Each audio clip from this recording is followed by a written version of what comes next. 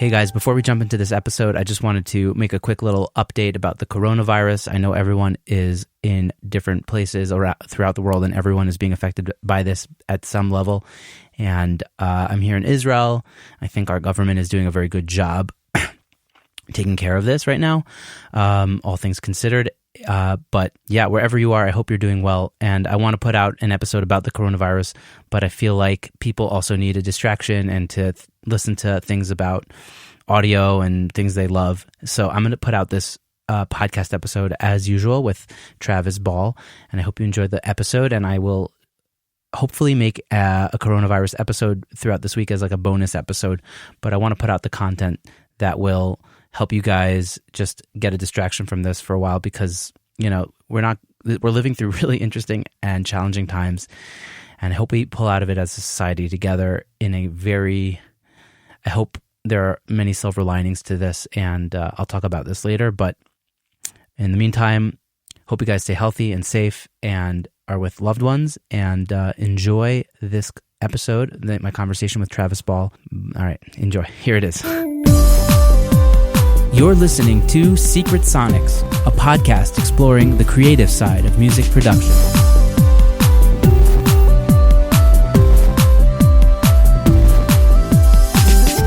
Hello and welcome back to Secret Sonics. I am your host, Ben Wallach.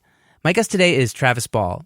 Starting with music lessons in the third grade, Travis began his journey in music first as an instrumentalist, and now he continues on as an award-winning mix engineer. In the last 17 years, he has taken his love of performing music and turned it into a passion for audio engineering, and now operates out of his private mixing studio in Nashville, Tennessee.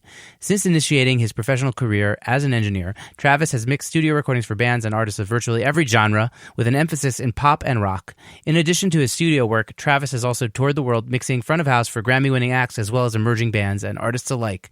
Former guest Josh Bonanno recommended I reach out to Travis, and Travis has been super gracious and about coming on the show. So it's an honor to have you. Welcome, Travis. Thank you so much. Super pumped to be here. Awesome, dude. So tell us a bit about how you got started getting involved in this thing we call music production. Oh my goodness. Well, it's a bit of a journey, I think, like most people would say if asked the same question. And you kind of hit on it a little bit. Started with just a love of listening to and performing music. My mom had me do piano lessons. Gosh, like in third grade, I think, starting third or fourth grade. Did those for a couple years. This is really awkward. I remember having to decide when I was younger, like if I was going to continue piano lessons or do something else. And I literally, this is embarrassing, I cried over the decision because I wasn't sure what I was going to do. It was like, do I quit piano or do I do like cello? And that was my next thing. Is I played cello for a year and then eventually I went on to trumpet. Yeah, there was a bit of a transition phase trying to figure out what my thing was going to be, but it ended up being trumpet. And I took that, through middle school, high school, college, even. Like more like a funk direction, more of a jazz direction? I did it all, being like in high school, we, had concert bands. So we're playing like classical music basically. And I did do jazz band in high school, marching band as well. College, I did the college pep band for the year that I was still kind of playing when I was in school for that. And I was at Belmont. We can talk about that later. But yeah, and gosh, part of the reason I even got into, I think, engineering was early on not early on, maybe I was like a sophomore in high school, I don't remember exactly, but the university that was near me was throwing an international trumpet seminar, and they would invite horn players from all over the world to come to this school and just give master classes all week for the college kids that were in music programs, and it was also open to high school students. And because of just my involvement for playing trumpet at the time and being reasonably good at it, I went 2 years. And I think, gosh, may have been the first year. One of the folks giving a class was like, as a practice aid, you should be recording yourself and critiquing your practices. Basically, that's as a tool to pull yourself out of the performance and focus more analytically on what you've just done. Because obviously, I think most people can say when you're playing an instrument, you're in a certain mindset, and it's difficult, at least when you're young, especially, to accurately critique yourself. I don't know. So I was like, oh, it's a good idea. And little did I end up knowing that I recommended to my parents, I think that year for Christmas, was like, hey, I found this thing called Pro Tools. This looks like it can record me.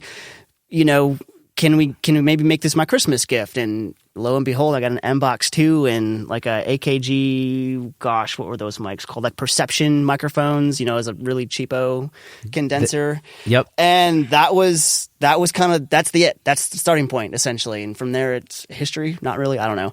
But I almost it definitely is history, It's certainly your history. Yeah. Counts for something. I almost never use it as a practice aid, which is terribly ironic and tragic, perhaps, because I guess I'd never pursued my drummer career and I ended up being an engineer instead. So it goes to show what happens when you focus on one or the other. Well, clearly you had like I don't know, the way your brain was working, like it navigated yourself more towards that end in the end of the day than the trumpet. You know what I mean? And it really did. I mean, the decision I made was the right decision without any question. I loved playing music, the bit I did, up until really through college. And I even started playing guitar through that as well. And I almost transitioned from playing way more guitar than I ever did trumpet. Well, that's not true. Just in different ways. For example, I had friends that were commercial music students when I was at Belmont, and so I was accompanying them for their voice lessons on guitar. So they were singing, with their instructor. I'm just, the guy in the room providing background music, and I'm able to kind of just witness this vocal lesson kind of unfolding in front of me. So I was getting really great info on singing, the mechanics of that. And it's partly why I actually enjoy doing some vocal engineering and some vocal producing, is kind of because of that ability to kind of be in that spot, being kind of a hack guitar player as I was. I totally hear that. Do you do a bit of recording as well?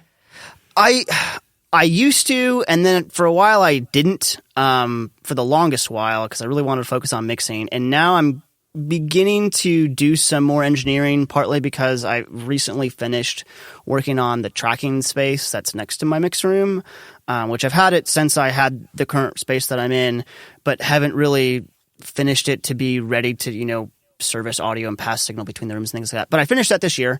I had my first session back in January or something like that. And I'm going to slowly start opening a few days of my month to be doing some recording here of other folks. I don't really play much enough anymore to record myself for projects. You wouldn't hire me to play guitar on whatever. It's the wrong call. You don't want to do that. But I'm hoping to kind of get back into doing, more of the engineering side as well. A, because it's fun. B, because I think it's a good discipline to have, even if it's just something I do a little bit, because I still want to focus most of my energy on being a great mixer.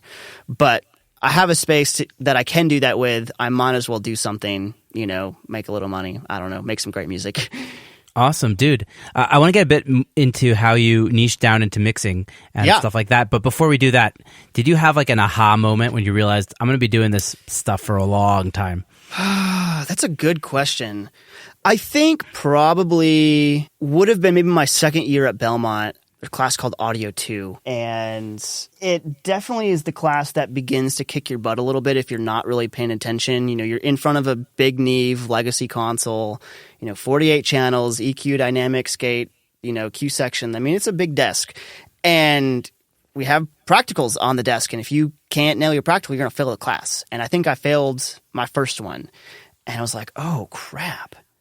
I need to dig in a little more. And that's kind of when I started focusing on things. I was doing a lot of extraneous stuff, as a lot of college kids do when they're second year of college. But I think it was kind of at that point that I was like, A, I need to be a little more serious about what I'm learning. B, I need to just dedicate more time to it and just focus down on just that class and getting through that class. And then I think with all of that, I was just okay, this is what I'm going to be. I'm an engineer, I'm very oriented in putting things together. I think music is a puzzle piece, in my mind, especially from my perspective as a mix engineer. I think a few folks, depending on what your role is, may view that as a little bit differently depending who you are. But as a mixer, I look at it as here are the pieces and there's a puzzle to be put together, but the puzzle has no right answer, which is kind of the beauty and the art of it, which again kind of pertains to the musician aspect of what I used to do, when I was playing more music. So it's a great balance. It really works for me. I like the troubleshooting, the problem solving that kind of comes with it as well. It's just a big musical problem and you got to figure it out in its own unique way. And there's obviously guidelines of ways to solve the problems, get through the mix that are appropriate for genre or style or whatever the direction you have from the client.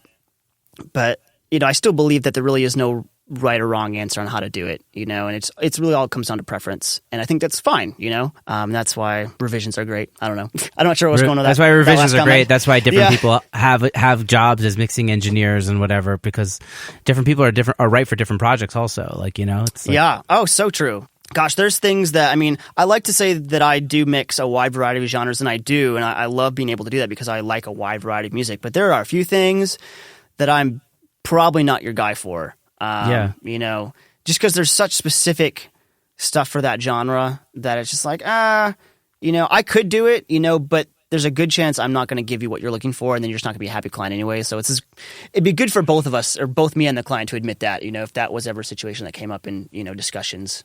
For sure. I feel like with metal especially, there's specific genres that it's just so niched down that it's so hard to kind of get right unless you're super focused in that. Yeah, ironically, metal is one genre that I'd like to be working in a little bit more. I don't have an immense experience doing it, but I really like the music a lot of times, just melodically, and the rhythms. I just find them interesting to listen to. And I'm not like a metalhead by any means. I'm not like, go crazy, but it's just a fun, energetic music, and I think that's what I get out of it. And I'm actually worked with, I guess the drum session that I did back in January was for a band called Wild Ways, and they're out of Russia. Producer Cameron Mazel has been working on their record, and so it was super fun to have them over working on this pretty heavy record. We're tracking drums here, and I maybe will be able to do a mix or two on that. We're still getting those details worked out if it will happen, but yeah. That's hopefully. awesome. We'll see. I'd love to. It'd be so much fun. The music's great, and it's just it's just fun, energetic, epic. Awesome. Buzzwords. Wait, let's talk a little bit about your college years. Sure. Because not everybody goes to college for audio. So how did that end up happening for you, and what are your thoughts about it? Yeah, that's a great question, and it's a hot topic question that I get asked a lot, and a lot of people rightly, are very invested in trying to figure out for themselves, especially kids that are going through those years right now of their lives. I went to college primarily because my parents both worked blue-collar jobs, whatever you want to call it, and college is kind of the way to go. And I did look at other, kind of universities. I did look at Full Sail, which is not a 4-year traditional American-style school. It's a shorter program, different structure anyway. But my parents were pretty adamant on you should have a little bit of the college experience, which I was pretty okay with, especially once I found Belmont and saw what they had there and how much that excited me about wanting to learn what some of that stuff was. And I already kind of knew enough to be dangerous and know that it was cool. But again, I'd never been in front of a Neve console before, or an SSL that they had at the time. Anyway, so that happened. Moved from Michigan to Nashville in 2010. Started attending Belmont the fall of that year. And it was great. It was the first time that I'd been away from home, which was so sorely needed. My hometown is awesome. I love it. It definitely has a bit of a bubble feel to it. So getting out of the bubble and experiencing a little more of the world, I was really craving. And Nashville, just as a city, was able to offer that to me. That's great. Yeah. And also, again, it being Music City and then going to school for music and engineering, it couldn't, at least for me, couldn't have been a better matchup. I know folks do go to music school in other parts of the country, to other parts of the world. But being here, at least at a hub, there's a couple hubs, but at a relatively major hub, and bumping into people that, are making X record on the street or, in line with coffee. Not that it happens all the time, but it does happen. Or at least there's a lot of things that are going on here, whether it's Vintage King throwing a meetup with say Reed Shippin or something, just getting to go ask Reed a question if you're learning in town. Super awesome, super beneficial. He's a super nice guy. So that's just what's cool about being in town and going to school here and just being an engineer here is you have more or less access to a lot of other colleagues and other folks in the industry that are also. It opens up your music. network, basically.